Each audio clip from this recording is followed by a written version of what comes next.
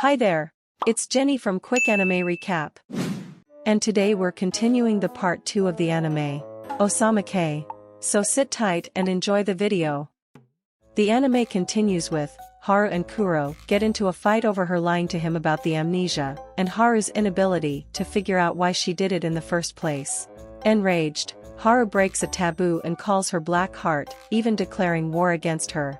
Back home, Haru immediately regrets his words, fearing her retaliation.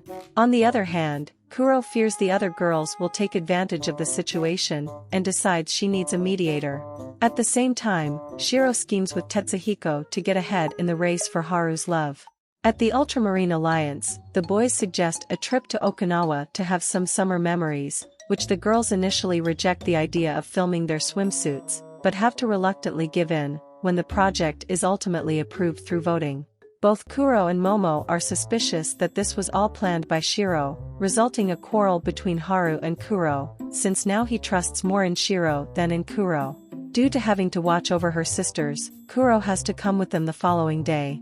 Later that night, Aoi arrives to help out Haru, where she warns him not to enter in any relationship during the travel to the beach before solving his conflict with Kuro.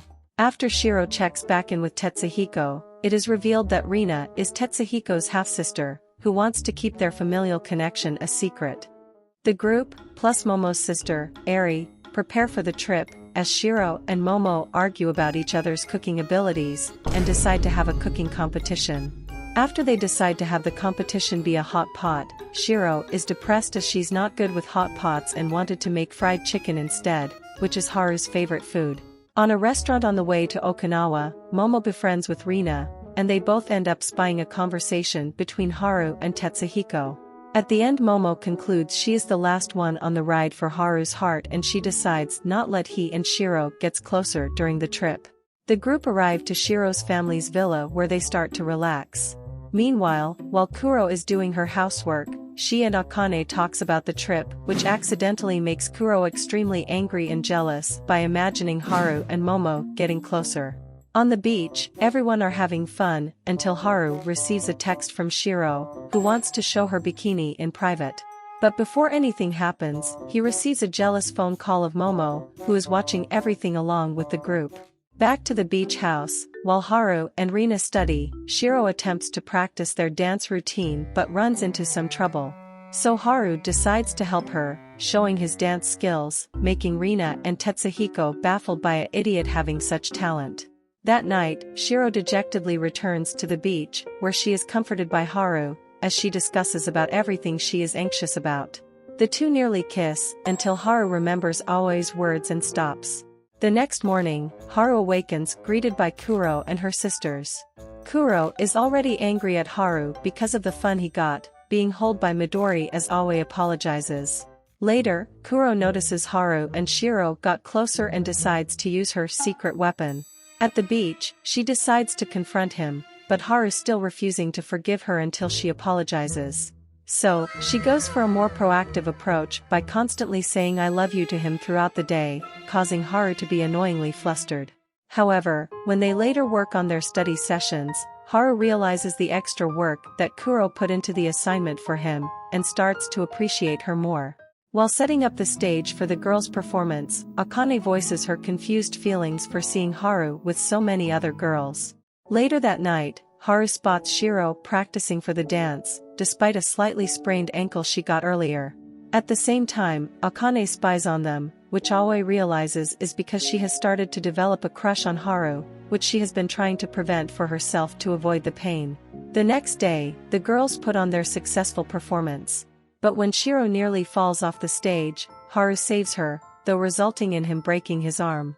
Back at school, Abe meets up with Tetsuhiko to discuss the ongoing developments, with the latter surmising that Shiro is currently in the lead, due to being the type of girl Haru likes.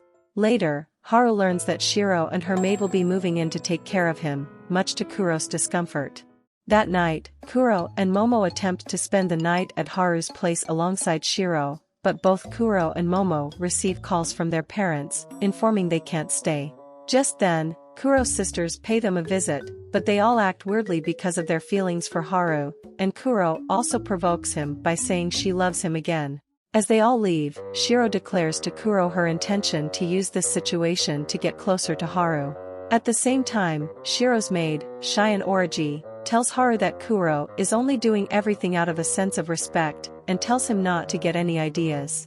As Momo starts her first day at their school, she uses all her free time flirting with Haru, causing all the boys to get jealous, and Shiro to get annoyed.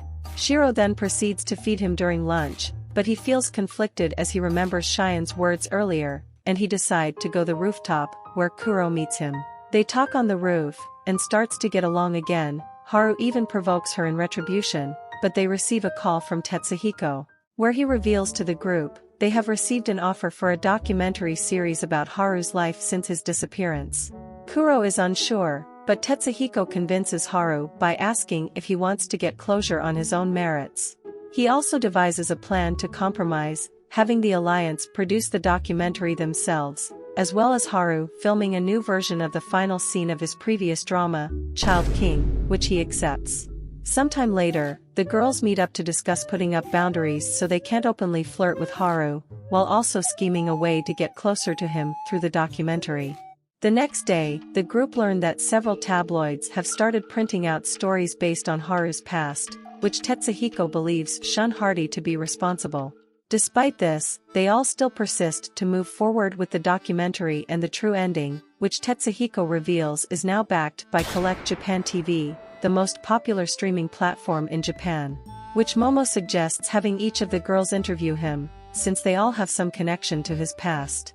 The first interview is between Haru and Shiro, and she invites him to her home, where they end up reminiscing on their old friendship, and how Haru helped her get over her nervousness, ending with the two going on a date to Tokyo Tower.